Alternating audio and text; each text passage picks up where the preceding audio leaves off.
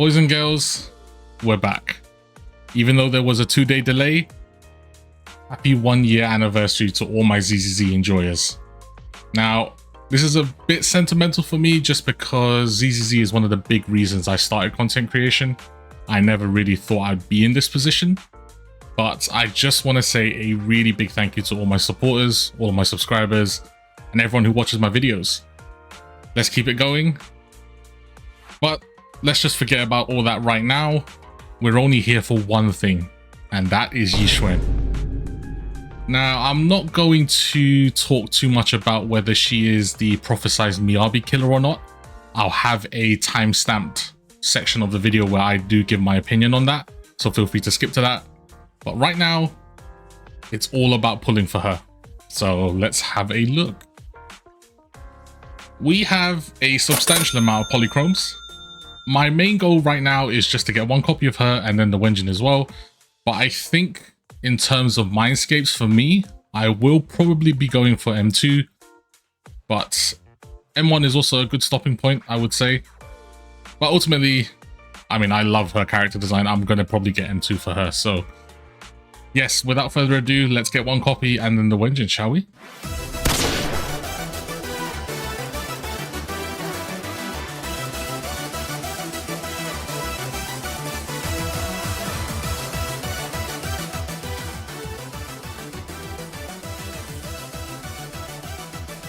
Okay, here we go. Technically early by 1 pull. Let's see if this anniversary is going to start off with a bang or not. Will we be lucky for the 1-year anniversary? I think it's going to be right at the end.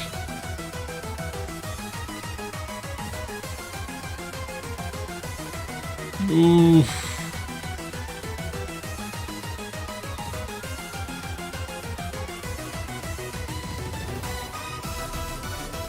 Okay. I think it's after this.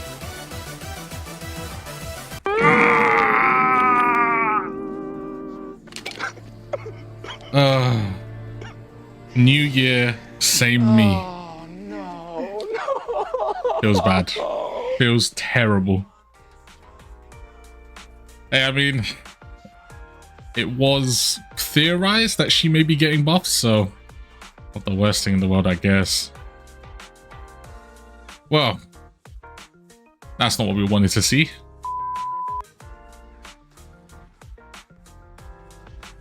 Okay, there we go. I was praying for a double, but I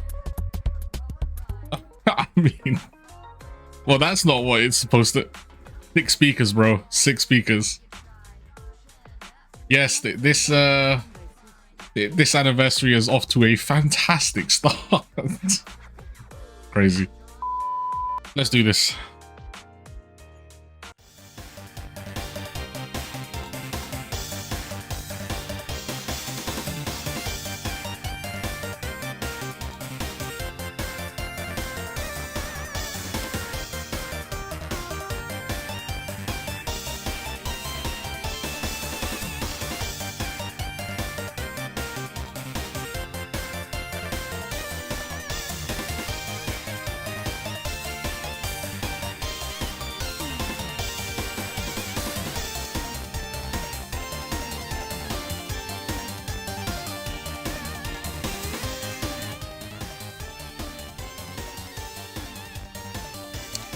Here we go. Ooh, 75-25. If this is a loss, then this is the worst anniversary I've ever had. This is terrible. Let's go.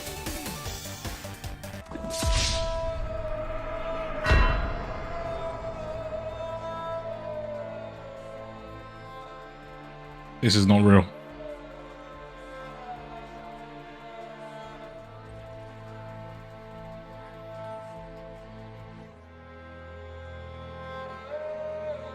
I'm cooked. I am absolutely cooked.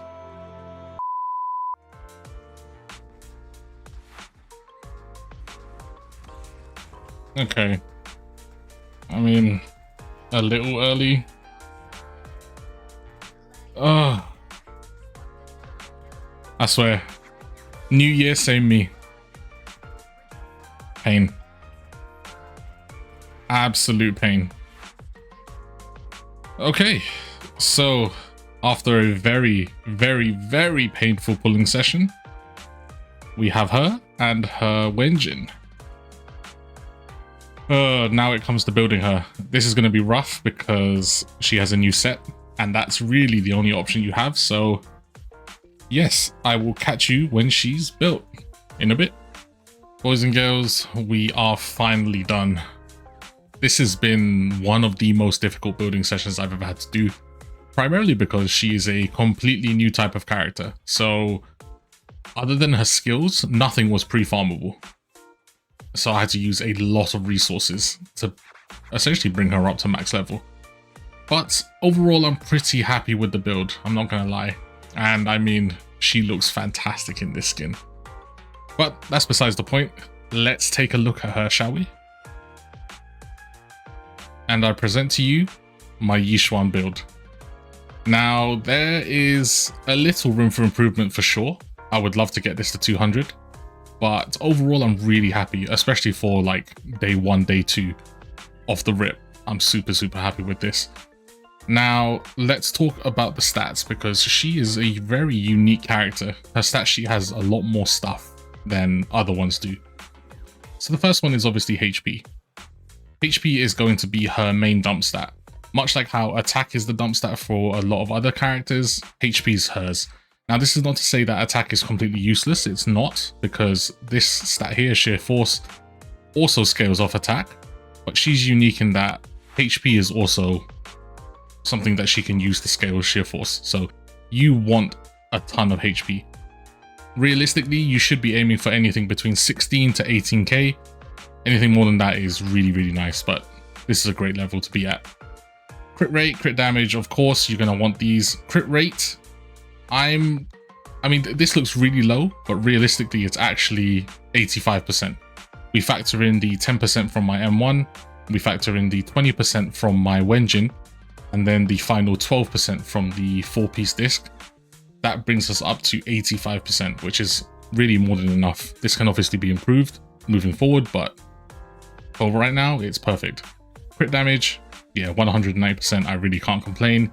I would like it to be 200, but yeah, 200 is really achievable for sure.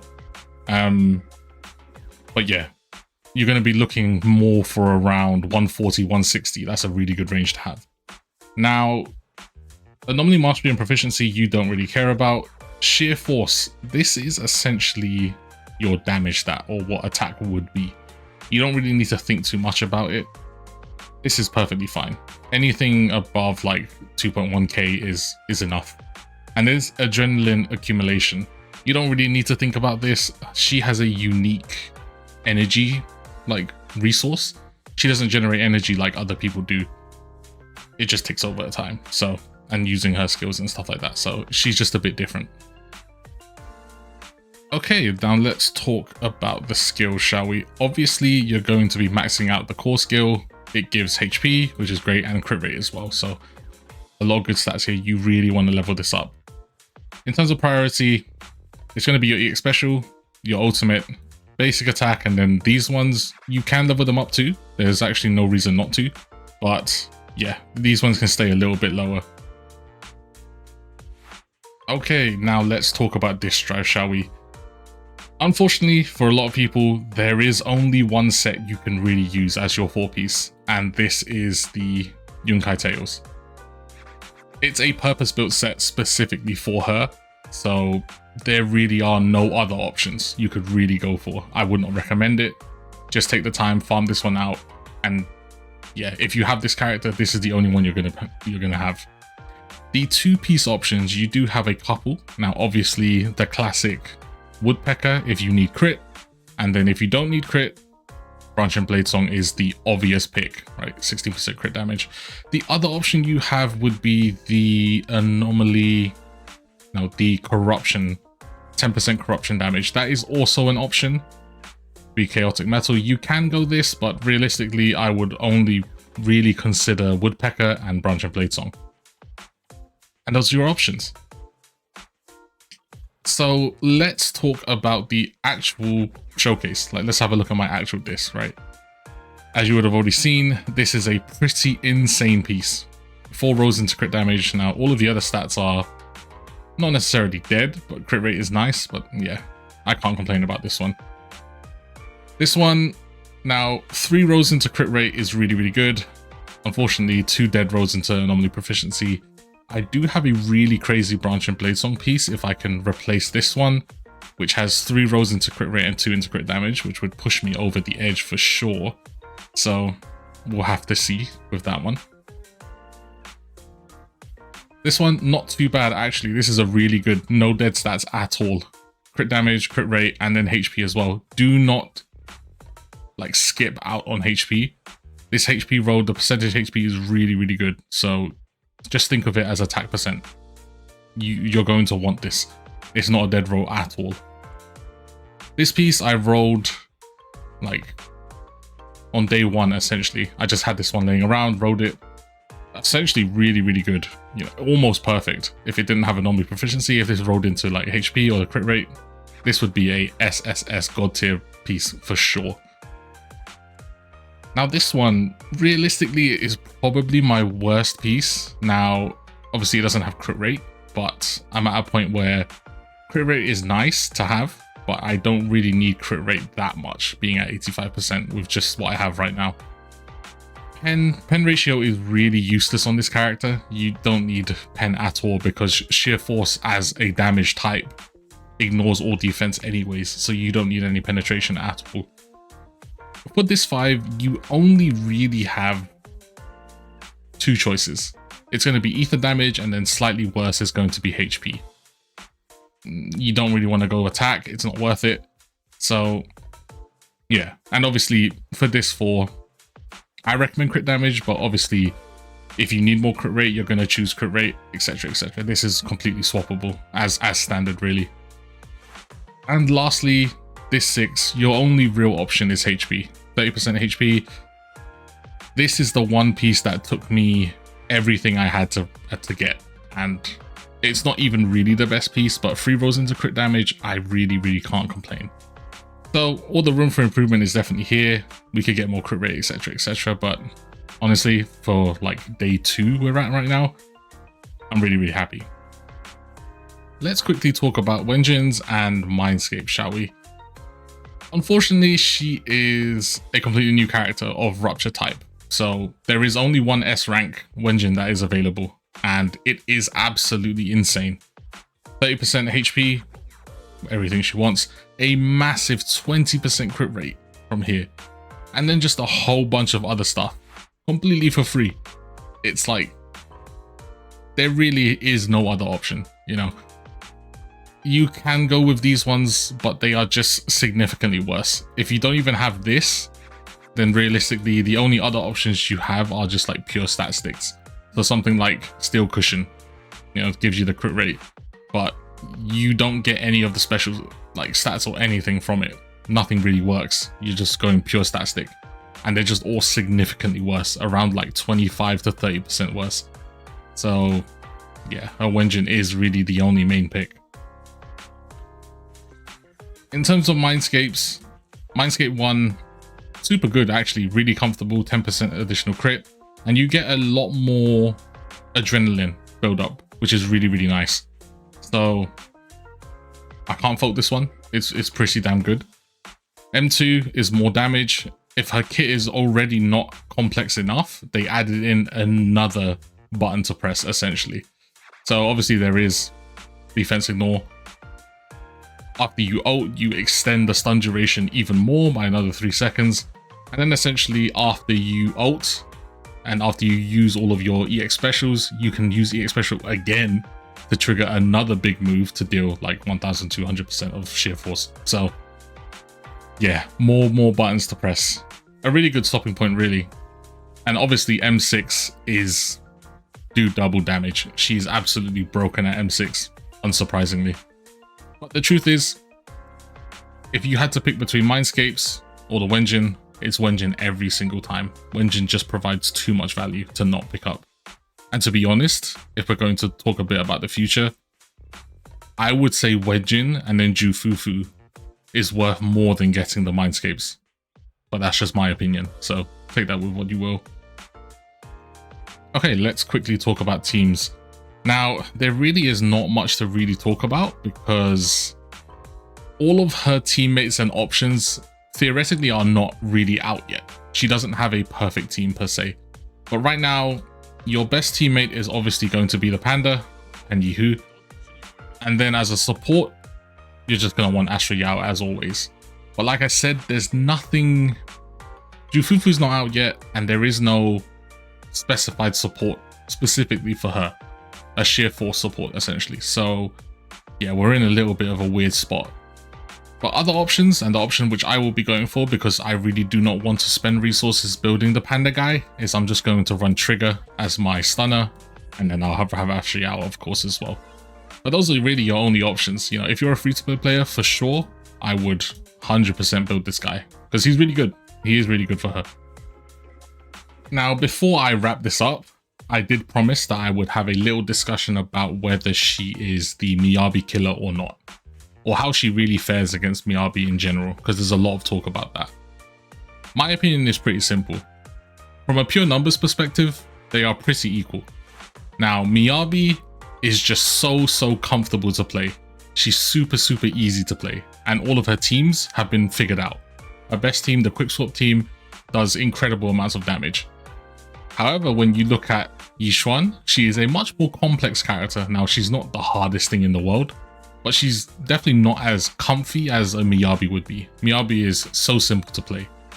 The other main factor I think that right now is holding her back is obviously her team. You know, she has the Panda, but Jufufu is not out. And like I said before, we do not have a Rupture or a sheer force character who is a support. Once we get that, which I expect we will get that, and she has her full team, I will not be surprised if she is completely on par or even stronger than Miyabi in a lot of cases, especially when, depending on the stage, the weaknesses, she's going to be up there for sure. Now, if you're a free-to-play player or you've just joined and you just started playing ZZZ, I would 100% recommend picking her up. She's going to be very strong, especially moving forward. So that's my 2 cents. Let me know what you guys think about that. But yes, I will have a showcase after this, so feel free to stick around if you want. I absolutely love this character. Her design is amazing. Her animations are amazing. It's so good. And her damage is fantastic too. But yes, hope you guys enjoyed. Please do leave a like, subscribe, and I'll catch you in the next one. Peace.